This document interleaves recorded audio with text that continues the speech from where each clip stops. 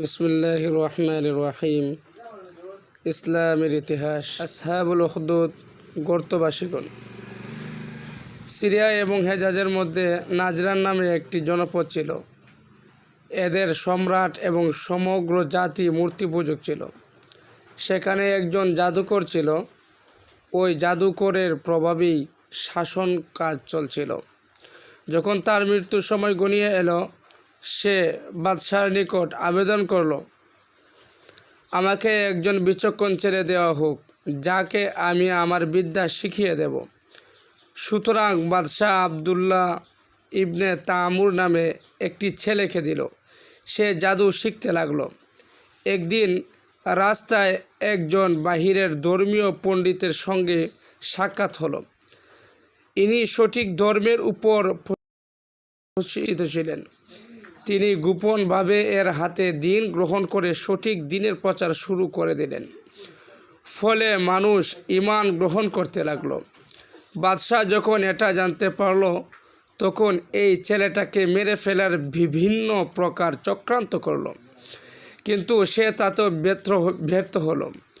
অবশেষে ছেলেটি বাদশাকে বলল, যদি তুমি আমাকে মারতেই চাও, তাহলে শহরের সব লোক একত্রিত করে আমাকে শুলিতে চড়িয়ে দাও।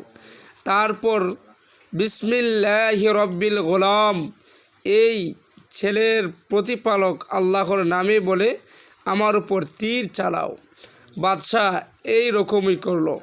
ফলে ছেলেটি শহীদ হয়ে গেল, কিন্তু সেখানে উপস্থিত সমস্ত লোক মুসলমান হয়ে গেল। সুবহানাল্লাহি ওয়া বিহামদিহি। বাদশাহ এটা দেখে হতভম্ব হয়ে গেল এবং সে গর্ত খনন করিয়ে সেখানে আগুন জ্বালালো এবং প্রায় 20,000 ঈমানদারদেরকে তাতে নিক্ষেপ করে শহীদ করে ফেলল। সূরা বুরুজে এই ঘটনাকে বর্ণনা করা হয়েছে।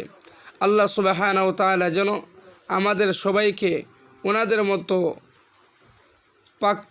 পাক্কা ঈমানদার হওয়ার তৌফিক দান করুন, আমিন।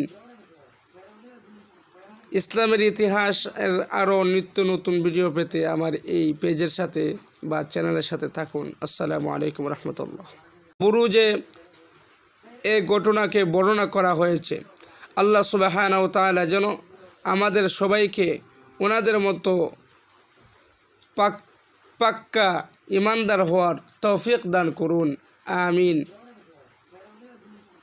ইসলামের ইতিহাসের আরও নিত্য নতুন ভিডিও পেতে আমার এই পেজের সাথে বা চ্যানেলের সাথে থাকুন। আসসালামু আলাইকুম রহমতুল্লাহ।